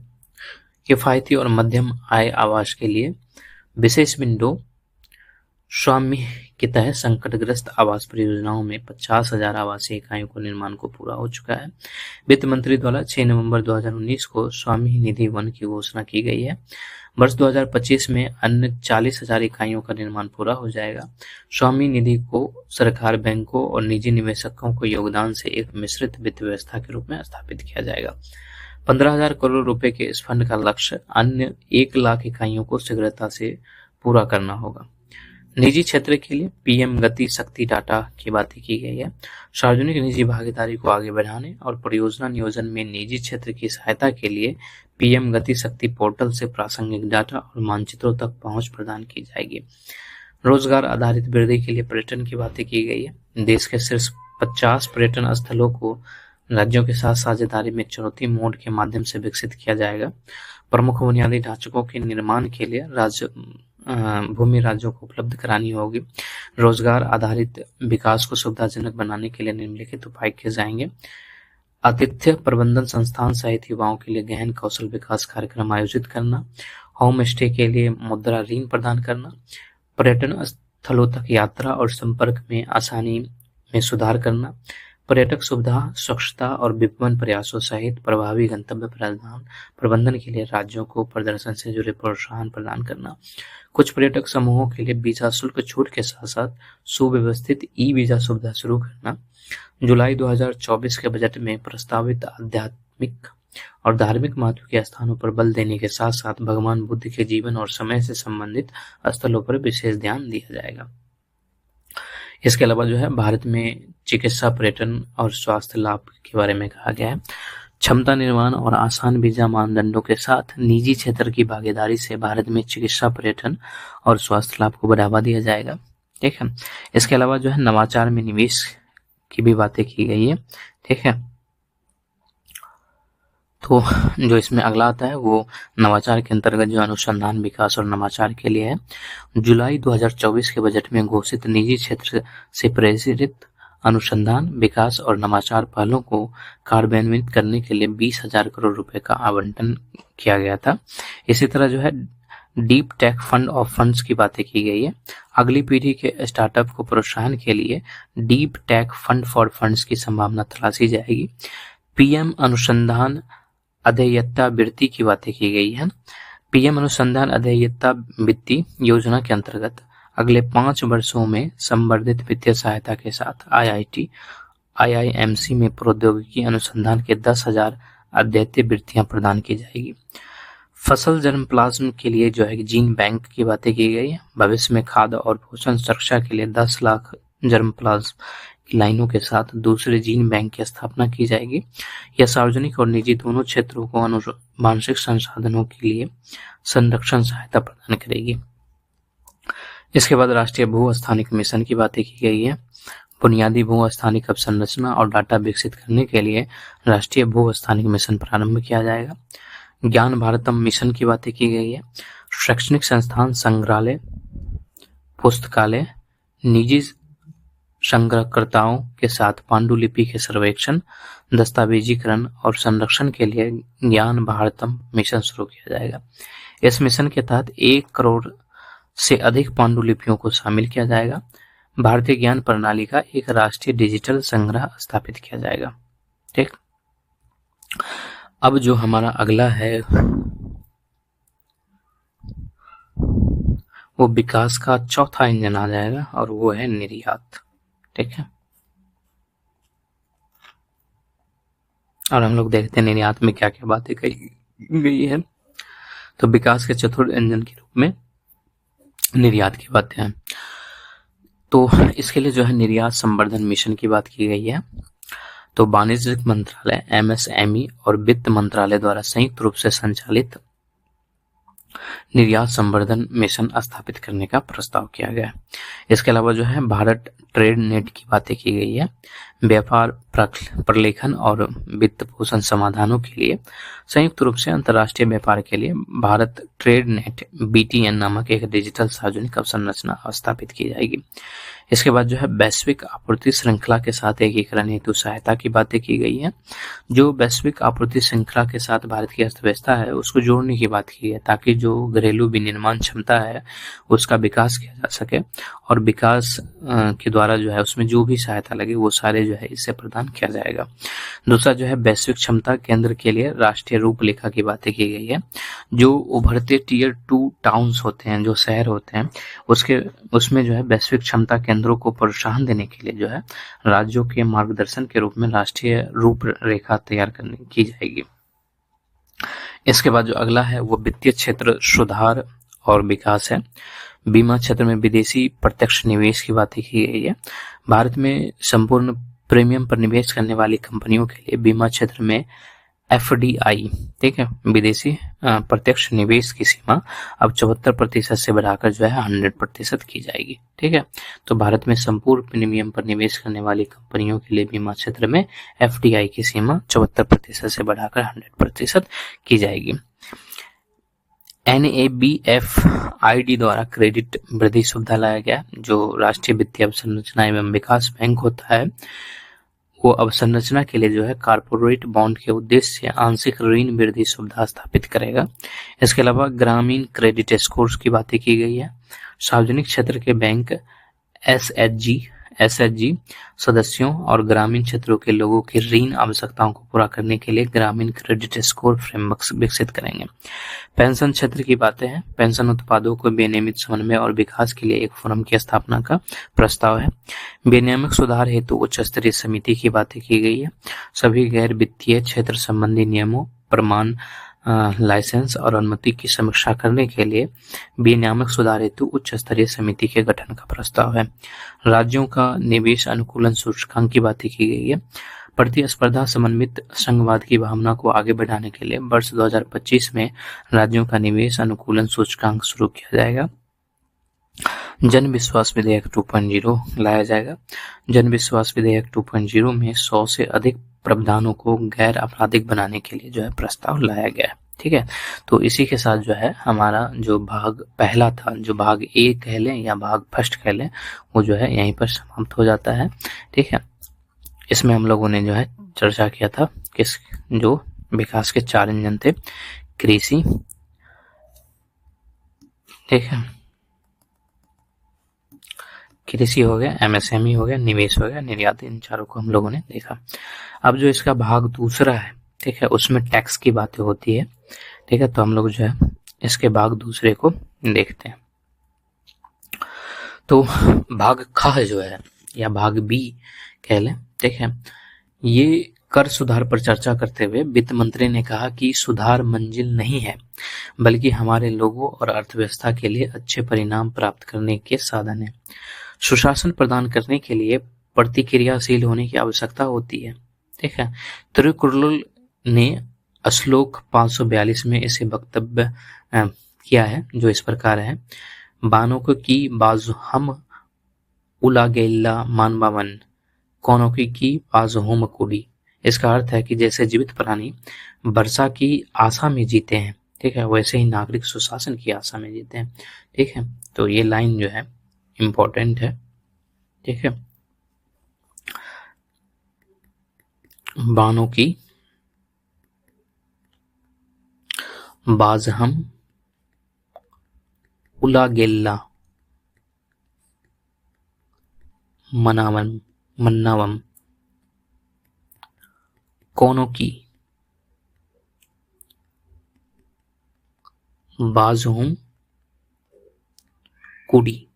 ठीक है, यानी कि जैसे जीवित प्राणी वर्षा की आशा में जीते हैं, वैसे ही नागरिक सुशासन की आशा में जीते हैं।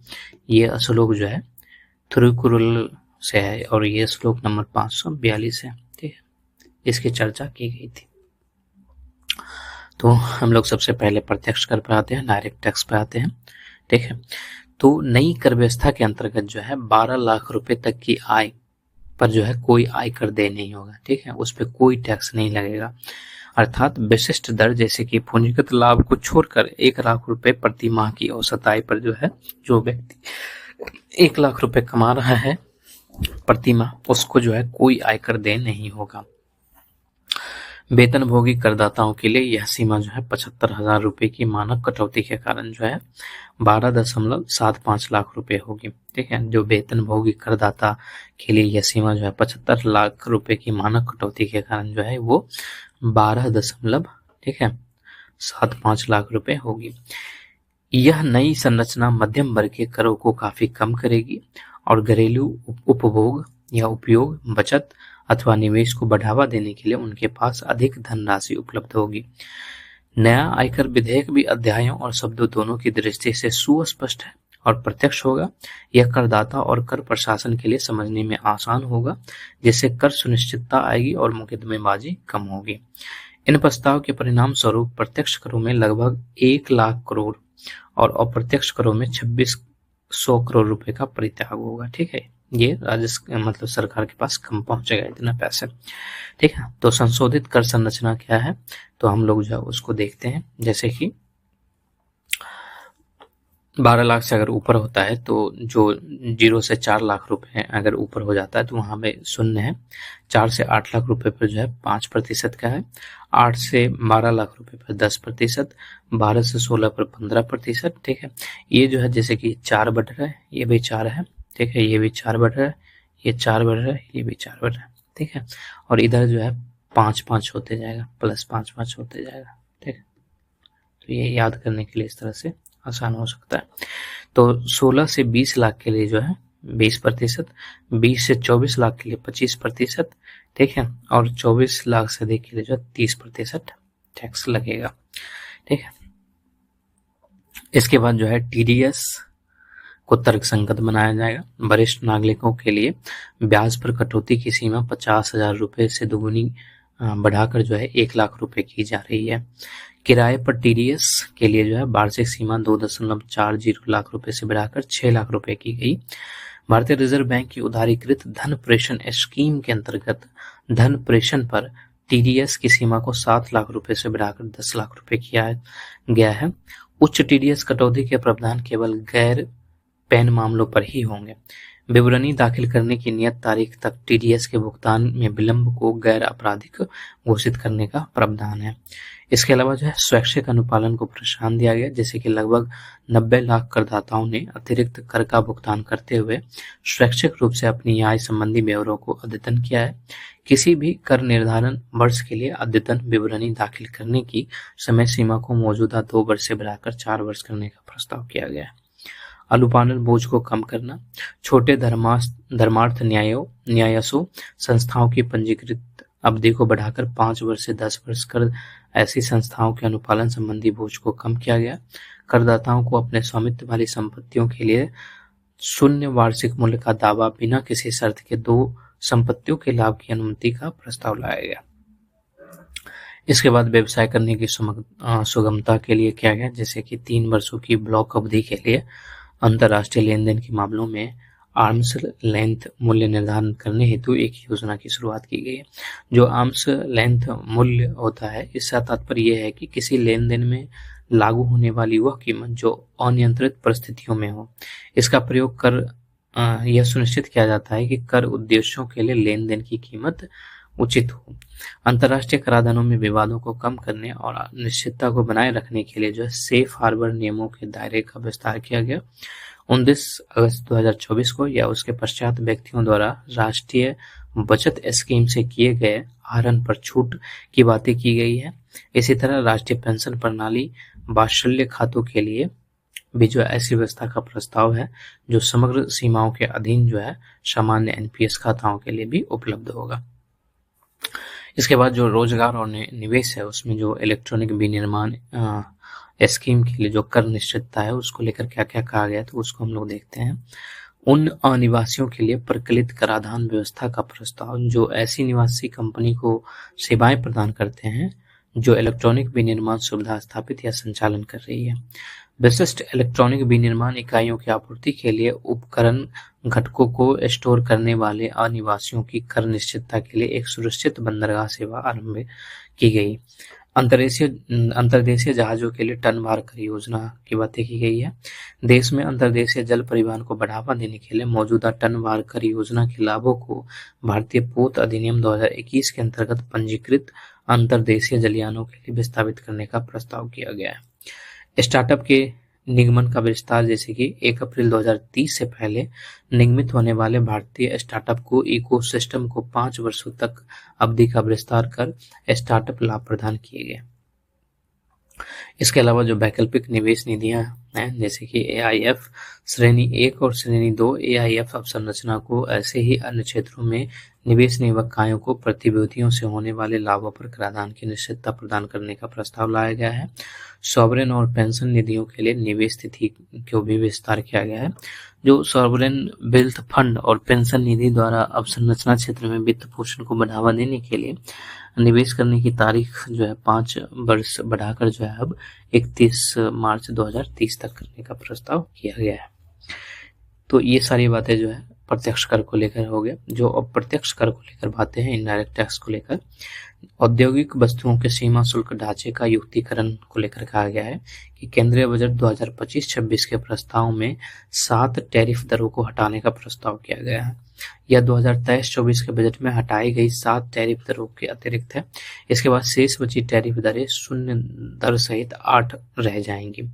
और मोटे तौर पर प्रभावी शुल्क दायित्व बनाए रखने के लिए कुछ मदों जहां ऐसा दायित्व मामूली रूप से कम होगा, उसको छोड़कर उपयुक्त कर लगाने का प्रस्ताव है। एक से अधिक उपकर अथवा अधिभार न लगाने का प्रस्ताव है। उपकर के अधीन 82 टैरिफ लाइनों पर समाज कल्याण अधिभार से छूट दी जाएगी। और प्रत्यक्ष करों में 2600 करोड़ रुपए के राजस्व का परित्याग होगा।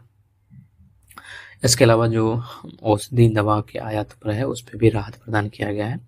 36 जीवन रक्षक औषधियों और दवाओं की बुनियादी सीमा शुल्क यानी कि बेसिक का कस्टम ड्यूटी BCD से पूरी तरह छूट दिया गया है।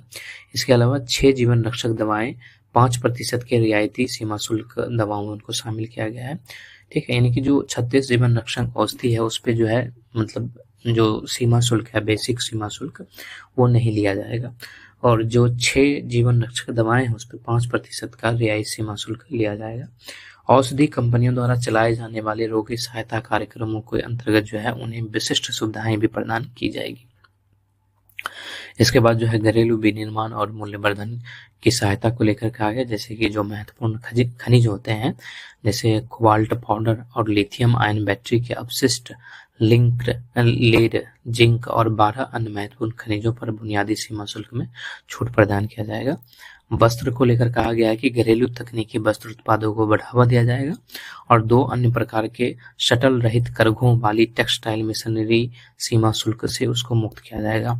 बुने हुए वस्त्रों पर 10% या 20% के बुनियादी सीमा शुल्क को संशोधित कर 20% अथवा 115 रुपए प्रति किलोग्राम, इसमें से जो भी अधिक है उसको करने का प्रस्ताव किया गया है। जो इलेक्ट्रॉनिक वस्तुएं होती है, इंटरेक्टिव फ्लैट पैनल डिस्प्ले पर जो है जो सीमा शुल्क है, बेसिक सीमा शुल्क, बुनियादी सीमा शुल्क है, उसको 10% से बढ़ाकर 20% किया गया है। ओपन सेल्स और अन्य घटकों पर जो है BCD घटाकर 5% करने का प्रस्ताव है। ओपन सेल्स के अन्य घटकों पर जो है BCD में छूट दिया गया है। जो लिथियम आयन बैटरी होती है, इलेक्ट्रॉनिक वाहन के बैटरी के विनिर्माण के लिए 35 अतिरिक्त पूंजीगत वस्तुओं, मोबाइल फोन बैटरी विनिर्माण हेतु 28 अतिरिक्त पूंजीगत वस्तुओं पर छूट दिया गया है। इसके अलावा जो पोत परिवहन क्षेत्र है, तो पोत निर्माण में कच्चे माल, घटकों, उपभोज्यों अथवा पुर्जों पर अगले 10 वर्षों तक बुनियादी सीमा शुल्क में छूट प्रदान किया जाएगा। ठीक है, अगले 10 के लिए। पुरानी पोतों के लिए जो है ऐसी ही छूट प्रस्तावित है। जो दूर संचार है, जिसमें कैरियर ग्रेड इथरनेट स्विच पर जो है जो BCD है उसको 20% से जो है घटाकर 10% पर लाया जाएगा। जो निर्यात संवर्धन है, जिसमें हस्तशिल्प वस्तुएं की बात की गई है, उसमें हस्तशिल्प की निर्यात अवधि 6 महीने से बढ़ाकर 1 वर्ष की गई है और आवश्यकता पड़ने पर जो है इसको 3 महीने और भी बढ़ाया जा सकेगा। ठीक है। शुल्क मुक्त वस्तुओं की सूची में जो है 9 अन्य वस्तुओं को भी जो है शामिल किया गया है। जो चमड़े की वस्तुएं होती है, जो बैट ब्लू लेदर है, उस पे जो है बेसिडी मतलब पूरी तरह से छूट रखा गया है और जो क्रश लेदर है उस पे जो है 20% निर्यात शुल्क जो है छूट है। इसके अलावा जो समुद्री उत्पाद हैं, फ्रोजन फिश पेस्ट जो होता है, जिसको सुरमी कहा जाता है, सुरमी, ऐसे और भी जो उत्पाद होते हैं उस पे जो है बीसीडी को जो है 30% से घटाकर जो है 5% किया जाएगा। इसके अलावा मछली और झींगा के आहार बनाने के लिए फिश हाइड्रोलिसेट पर बुनियादी सीमा शुल्क जो है 15% से घटाकर 5% किया जाएगा। रेल वस्तुओं के लिए घरेलू MRO लाया गया, मेंटेनेंस रिपेयर एंड ऑपरेशंस लाया गया। रेलवे वस्तुओं के लिए घरेलू MRO मेंटेनेंस रिपेयर और ऑपरेशंस में वायुयानों और जलपोतों के मरम्मत के लिए आयातित MRO के समान ही छूट का लाभ प्रदान किया जाएगा। ऐसी वस्तुओं के निर्यात की समय सीमा 6 महीने से बढ़ाकर 1 वर्ष की गई है, जिसे आगे जो है 1 वर्ष और बढ़ाई जा सकती है। इसके अलावा जो है व्यापार सुविधा को लेकर कहा गया, प्रोविजनल कर निर्धारण की समय सीमा। व्यवसाय प्रोविजनल कर निर्धारण को अंतिम रूप देने के लिए 2 वर्ष की समय सीमा तय करने का प्रस्ताव किया गया है, जिसको आगे 1 वर्ष और बढ़ाया जा सकता है।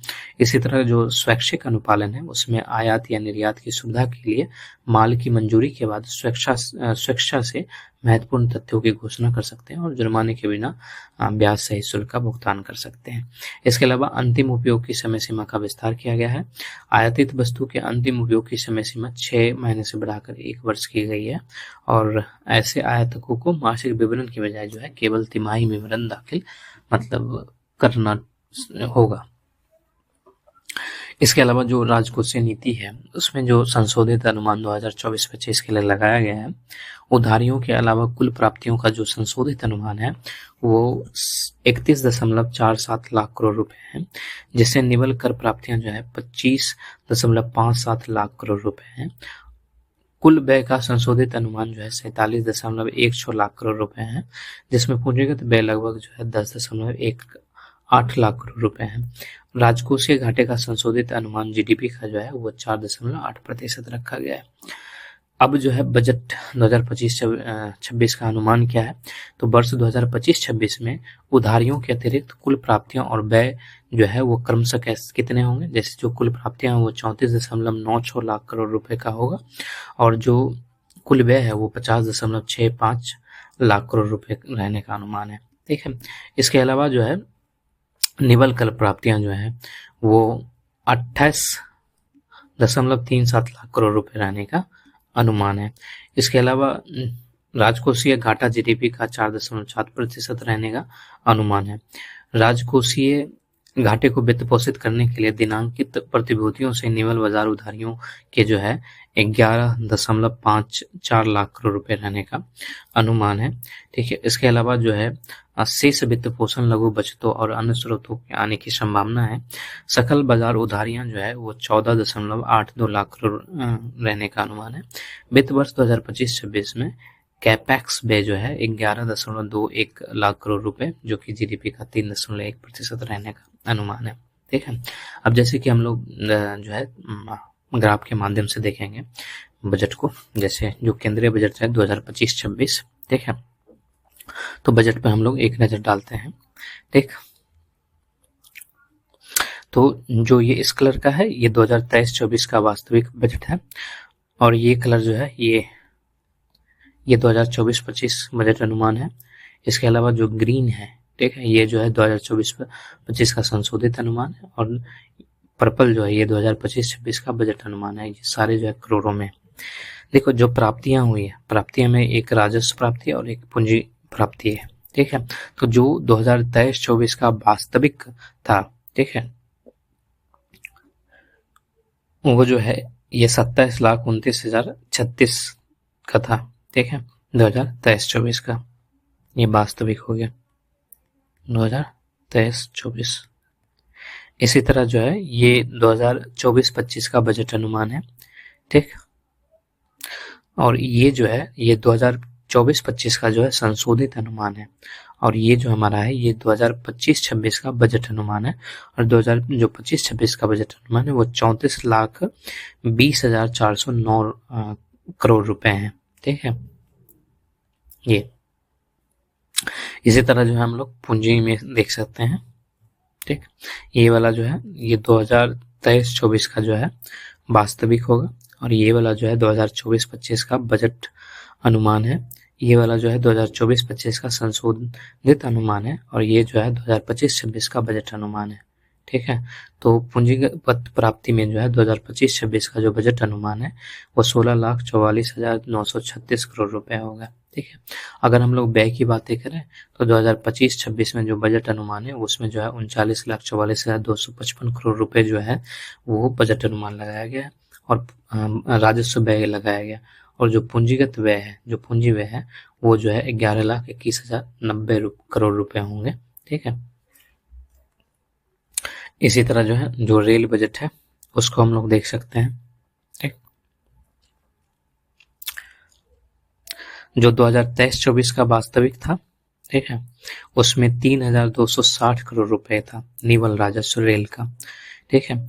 और ये जो है 2025-26 का जो बजट अनुमान है उसमें जो है 3,041 करोड़ रुपए जो है वो निवल राजस्व होने वाला है। इसी तरह जो परिचालन अनुपात है उसमें 2025-26 का जो बजट अनुमान है उसमें जो है 98.43% जो है परिचालन अनुपात रहने वाला है। जो संचालन परिणाम है उसको अगर हम लोग देखें तो जो 2025-26 का बजट अनुमान है उसमें यातायात से जो कुल आय है वो 3,14,100 करोड़ रुपए होगी, और जो कुल संचालन व्यय है उसमें जो है 2,96,359 करोड़ रुपए होंगे। इसके अलावा जो रेलवे की आय है वो 2025-26 में जो बजट अनुमान है उसमें जो है जो यात्री से है वो 92,800 करोड़ रुपए होगी, और जो माल ढुलाई है उससे 1,88,000 करोड़ रुपए होंगे, ठीक है। तो माल ढुलाई से ज्यादा है, काफी दुगुना है लगभग। ये प्रमुख आंकड़े हैं केंद्रीय बजट को लेकर, ठीक है। तो ये राजस्व प्राप्ति जिसपे हम लोगों ने चर्चा किया, ये अनुमान है इसका 34,20,409 करोड़ रुपए राजस्व प्राप्तियां 2025-26 के बजट अनुमान में लगाया गया है, ठीक। इसी तरह जो है अगर हम लोग पूंजी प्राप्ति को देखें 2025-26 बजट अनुमान में तो 16,44,936 करोड़ रुपए जो है लगाया गया है।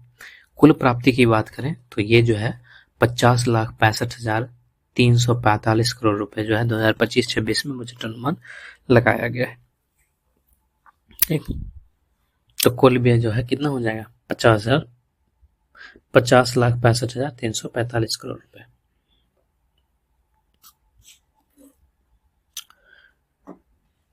केंद्रीय जो बजट है 2025-26 उसमें घाटे की प्रवृत्ति कैसे रहेगी, तो ये जो है जीडीपी के प्रतिशत के माध्यम से जो है दर्शाया गया है, ठीक है। जैसे कि जो 2023-22 था उसमें राजकोषीय घाटा 6.4% था, और फिर ये जाकर 2023-24 में 5.6% हो गया, और फिर 2024-25 में जो संशोधित अनुमान था वो 4.8% था, और ये जो है 2025-26 में बजट अनुमान में जो है 4.4% जो है राजकोषीय घाटा बताया गया है, ठीक है।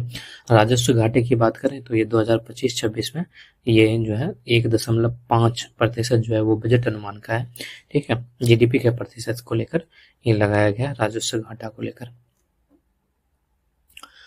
इसके बाद जो है जो कर प्राप्तियां के रुझान है वो जीडीपी के प्रतिशत में कैसे व्यक्त किया गया है, तो जो सकल कर राजस्व है, ठीक है, वो 25-26 के बजट के अनुमान के अनुसार जो है ये जीडीपी के प्रतिशत का 12.0% जो है वो सकल कर राजस्व होगा, ठीक है। इसी तरह 2025-26 बजट अनुमान में, ठीक है, जो प्रत्यक्ष कर है वो जीडीपी का 7.1%, ये सारे अनुमान लगाए जा रहे हैं 1% होगा, और जो अप्रत्यक्ष कर है उसमें जो है 2025-26 के बजट के अनुमान के अनुसार जो है अप्रत्यक्ष कर जो है वो जीडीपी का जो है 4.9% रहने वाला है। हालांकि जो 2024-25 का जो संशोधित अनुमान था वो भी 4.9% ही था, अप्रत्यक्ष कर जीडीपी का। ठीक, अब जो केंद्रीय राजस्व और व्यय है, ठीक है, उसको इस संदर्भ में कैसे समझाया गया। जैसे कि इधर जो है ये रुपया आता है, ठीक है, जैसे उधार और अन्नदेयता से जो है 24 पैसे आते हैं, ठीक है, और जो केंद्र प्रायोजित योजना होती है उस पे जो है 8 पैसे रुपया जाता कहाँ है, तो ये उसमें से 8 पैसे चला जाता है इस तरह से। निगम कर से जैसे कि 17 पैसे आ रहे हैं, तो केंद्रीय क्षेत्र की योजनाएं में 16 पैसे जाता है। आयकर से 22 पैसे आते हैं, तो ब्याज अदायगी में 20 पैसे जाते हैं, ठीक है। सीमा शुल्क से 4 पैसे आते हैं, तो रक्षा में 8 पैसे जाते हैं। केंद्रीय उत्पाद शुल्क में 5 पैसे आते हैं, तो आर्थिक सहायता में 6 पैसे जाते हैं। जीएसटी और अन्य कर से 18 पैसे आते हैं, तो वित्त आयोग और अंतरण से में जो है 8 पैसे चले जाते हैं। कर विभिन्न प्राप्तियों में जैसे 9 पैसे आ रहे हैं, तो कर और शुल्कों में राज्य का जो हिस्सा है उसमें 22 पैसे चले जा रहे हैं। ऋण भिन्न पूंजी प्राप्तियां उससे 1 पैसे आता है, तो पेंशन वगैरह सबसे 4 पैसे जाते हैं, और अन्य व्यय के माध्यम से भी जो 8 पैसे चले जाते हैं। तो इस तरह से देखा गया है कि जो रुपया आ रहा है, ठीक है, वो इस तरह से ऐसे आ रहा है, ठीक, और जो जा रहा है वो इस तरह से ऐसे जा रहा है, ठीक है। तो रुपया आता है और रुपया जाता है। इसके अलावा जो है कैसा खर्च होगा केंद्र सरकार का पैसा, ठीक है, कैसे खर्च होगा केंद्र सरकार का पैसा, ठीक। जो 2025-26 के लिए बजट अनुमान है उसमें जैसे कि ब्याज है, ठीक है, उस पर 12,76,338 करोड़ रुपए जो है वो खर्च होने का अनुमान है, ठीक है, केंद्र सरकार का। इसी तरह यहाँ पे आप सब कुछ देख सकते हैं, जैसे पेंशन है, ठीक है, तो उस पर 2,76,618 रुपए, 18 करोड़ रुपए जो है वो खर्च होंगे पेंशन पे, ठीक है। इसी तरह स्वास्थ्य पे जो है 98,311 करोड़ रुपए जो है खर्च किए जाएंगे, ठीक। ऊर्जा पर 81,174 रुपए हैं, ठीक। जिसमें महत्वपूर्ण ये है कि जो रक्षा है उस पर 4,91,732 रुपए है, ठीक है। पेंशन महत्वपूर्ण हो जाता है, ठीक है। और शिक्षा पर जो है 1,28,650 रुपए करोड़ रुपए जो है खर्च होंगे, सब में करोड़ लगा हुआ है, लेकिन वाणिज्यिक और उद्योग में जो है 65,553 करोड़ रुपए जो है खर्च होंगे। इसी तरह वैज्ञानिक विभाग पर जो है 55,679 करोड़ रुपए खर्च किए जाएंगे, ठीक है। तो इस तरह से जो है कुल मिलाकर जो है सब चीजें मिलाकर जो है इस तरह से ऐसे पैसे खर्च किए जाएंगे। राजकोषीय घाटा वित्त पोषण के स्रोत क्या क्या है, ठीक है, वो यहाँ पे दिखाया गया है, ठीक। जो ये लाइन जा रहा है, ये लाइन बाजार उधार को दर्शा रहा है, ठीक। जो ये रेट है ये अल्प बचतों के, ये जो है ये अल्प बचतों के बदले प्रतिभूतियों की बातें हो रही है, ठीक है। इसके अलावा जो अल्पकालिक या अल्प अवधिक उधार होता है जो टी बिल वगैरह के माध्यम से, वो येलो में दिखाया गया है ये। और जो अन्य में क्या, जैसे कि राज भविष्य निधि हो गया, विदेशी ऋण हो गया, नगद शेष में आहरण द्वारा कमी और अन्य प्राप्तियां हो गए, वो सारे जो है ये डार्क वाले से दिखाया, डार्क रेड से दिखाया गया। तो 2025-26 का जो बजट अनुमान है उसमें अल्प बचतों के बदले प्रतिभूति जो है वो 3.4% है, ठीक। अब राज्य और संघ राज क्षेत्रों के कुल अंतरण को दिखाया गया है। ये भी पैसे जो दिखाए जा रहे हैं वो लाख करोड़ में है, ठीक है। और जो 2025-26 में अनुमान लगाया उसमें 25.60 लाख करोड़ रुपए है,